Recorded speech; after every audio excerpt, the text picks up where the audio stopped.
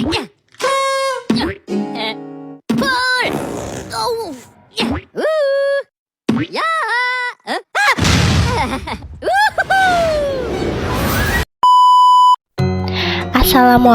warahmatullahi wabarakatuh. Perkenalkan, nama aku Septi Rudi Cahyani.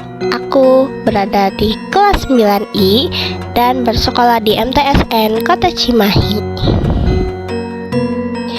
Di video ini aku ingin berbagi ilmu tentang Kerajaan Demak dan Pajang. Kalian tahu nggak kapan sih didirikannya Kerajaan Demak? Ternyata Kerajaan Demak itu dibangunnya pada akhir abad ke-15 setelah keruntuhannya Majapahit atau sekitar 1475 sampai 1478 Masehi. Pendiri utama Kerajaan Demak adalah Raden Patah yang diyakini masih memiliki darah Kerajaan Majapahit karena beliau adalah putra dari Raja Brawijaya. Siapa Raja Brawijaya teh? Raja Brawijaya itu ternyata adalah raja terakhir pada masa Kerajaan Majapahit. Ternyata juga faktor utama didirikannya Kerajaan Demak karena pada saat Majapahit runtuh terjadi kekosongan kekuasaan di daerah Jawa. Itu sebabnya Raden Patah membangun Kerajaan Demak sekalian membangun Masjid Agung Demak pada sekitar tahun 1479 Masehi. Setelah Raden Patah berhasil menaklukkan daerah Jawa yang masih dipengaruhi oleh Majapahit, akhirnya tahta digantikan oleh Pati Unus yang merupakan putra dari Raden Patah sendiri. Nah, kalian tahu gak sih, Patih Unus itu mendapatkan dua julukan, yaitu Putra Sabranglor dan Pahlawan Laut Jawa. Kenapa kok Pahlawan Laut Jawa? Karena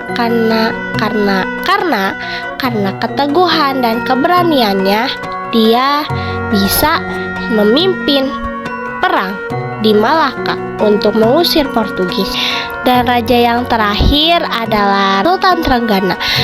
Wah, kalian tahu nggak nih, di raja yang terakhir ini lebih gacor. Kenapa?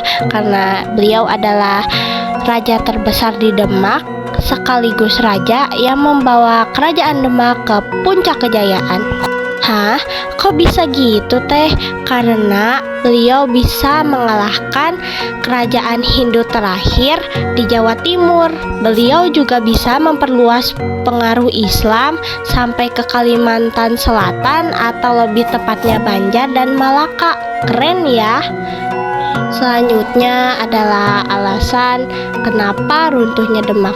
Runtuhnya Demak ternyata berawal dari setelah Sultan Trenggana wafat di tahun 1546, Demak mengalami perpecahan internal.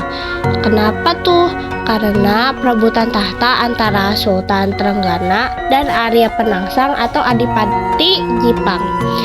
Jaka Tingkir atau menantu Sultan Trenggana berhasil mengalahkan Arya Penangsang dengan bantuan Ki Ageng Pamanahan dan Ki Penjawi. Ya, setelah itu pusat kerajaan dipindahkan ke Pajang oleh Jaka Tingkir atau Hadiwijaya pada tahun 1568. Runtuhnya Kerajaan Demak meninggalkan peninggalan yang cukup membekas, yaitu Masjid Agung Demak yang merupakan simbol kebesaran Demak masih ada hingga saat ini. Yang kedua, pintu beledak. Pintu beledak itu pintu masjid dari kayu jati besar diukir dengan ukiran petir. Itu sebabnya kok beledek. Kalau orang Sunda mah geledek. Yang ketiga adalah soko guru atau tiang utama masjid. Salah satunya dibuat dari pecahan kayu kecil yang disatukan oleh Sunan Kalijaga. Nah, kalian tahu nggak, masjid itu dibikin 3 tingkat karena dibikin 3 tingkat untuk melambangkan yang pertama adalah iman, yang kedua adalah Islam, yang ketiga adalah ihsan. Nah, iman dan Islam kan udah ini ya, udah ya agak aneh gitu. Nah, tapi kebanyakan banyak nih yang nggak tahu apa sih itu ihsan. Nah, kalian harus tahu ya, ihsan itu memiliki arti beribadah bagaikan dilihat oleh Allah.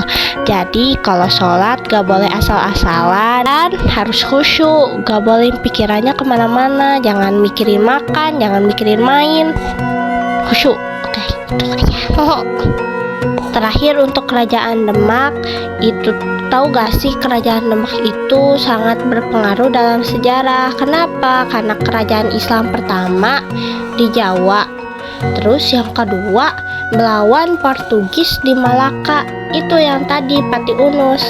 Yang ketiga menjadi pusat dakwah Wali Songo dan memperluas pengaruh Islam di Nusantara bagian timur. Pengaruh yang terakhir karena kerajaan Demak menjadi penghubung antara Jawa, Maluku, Kalimantan, dan Semenanjung Melaya. Selanjutnya, aku akan membahas tentang kerajaan Pajang yang dibangun oleh Sultan Hadiwijaya atau Jakatingkir yang merupakan menantu Sultan Trenggana. Untuk kerajaan Pajang, kisahnya cukup singkat nih. Kan kerajaan Pajang itu dibangunnya oleh Sultan Hadiwijaya pada tahun 1568 sampai 1582. Terus kan oleh putranya yaitu Sultan Banowo di tahun 1582 sampai 1586. Nah, tapi karena saat kekuasaan Sultan Banowo lemah pemerintahannya, jadi banyak yang terjadi pemberontakan sehingga Pajang mulai kehilangan pengaruh. Setelah Sultan Banowo, Pajang diguncang oleh perebutan kekuasaan. Danang Sutawijaya atau Panembahan Senopati, putra Ki Ageng Pemanahan dari Mataram, memberontak. Akhirnya Pajang kalah dan kekuasaan berpindah ke Kerajaan Mataram pada 1886.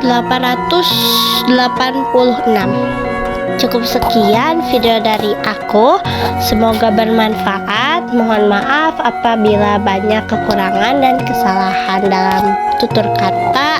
Wabillahi taufiq wal hidayah. Wassalamualaikum warahmatullahi wabarakatuh. Sayonara. Nah, beliau adalah putra dari tokoh utama kerajaan